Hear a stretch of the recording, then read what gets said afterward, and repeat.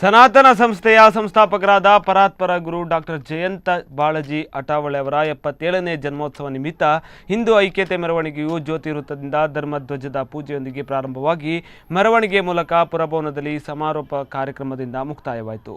ಮೆರವಣಿಗೆಯಲ್ಲಿ ನೂರಾರು ಸಂಖ್ಯೆಯಲ್ಲಿ ವಿವಿಧ ಹಿಂದೂ ಸಂಘಟನೆಯ ಪದಾಧಿಕಾರಿಗಳು ಉಪಸ್ಥಿತರಿದ್ದರು.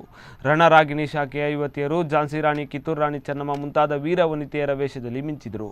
ಅದೇ ರೀತಿಯಲ್ಲಿ ಯುವಕರು ಮೆರವಣಿಗೆಯಲ್ಲಿ ಸಂರಕ್ಷಣೆಯ ಪ್ರಾತ್ಯಕ್ಷಿತೆ ತೋರಿಸಿ ಸ್ವಸಂರಕ್ಷಣೆಯ ಬಗ್ಗೆ ಜಾಗೃತಿಯನ್ನು ಮೂಡಿಸಿದರು. ಪ್ರಥಮ ಚಿಕಿತ್ಸೆಯ ಕಕ್ಷೆ ಮತ್ತು ಮೆರವಣಿಗೆಯಲ್ಲಿ ಹಿಂದೂ ರಾಷ್ಟ್ರ, ಹಿಂದೂ ಐಕ್ಯತೆಯ ಘೋಷಣೆಗಳನ್ನು ಎಲ್ಲರಲ್ಲಿ ಉತ್ಸಾಹ ನಿರ್ಮಾಣ ಮಾಡುವಂತೆ ಮಾಡಿದರು. ಹಿಂದೂ ಜನಜಾಗೃತಿ ಸಮಿತಿಯ ದಕ್ಷಿಣ ಕನ್ನಡ ಜಿಲ್ಲಾ ಸಮನ್ವಯರು ಮಾತನಾಡಿ, ಹಿಂದೂ ರಾಷ್ಟ್ರವೆಂದರೆ ವಿಶ್ವ ಕಲ್ಯಾಣಕ್ಕಾಗಿ ಕಾರ್ಯನಿರತ ಸತ್ವಗುಣಿ ಜನರ ರಾಷ್ಟ್ರ. ಪರಾತ್ಪರ ಗುರು ಡಾಕ್ಟರ್ ಆಠವಲೆಯವರು ಹಿಂದೂ ರಾಷ್ಟ್ರದ ವಿಷಯದಲ್ಲಿ ಆಧ್ಯಾತ್ಮಿಕ ದೃಷ್ಟಿಕೋನ ಮಾಡಿದ್ದಾರೆ.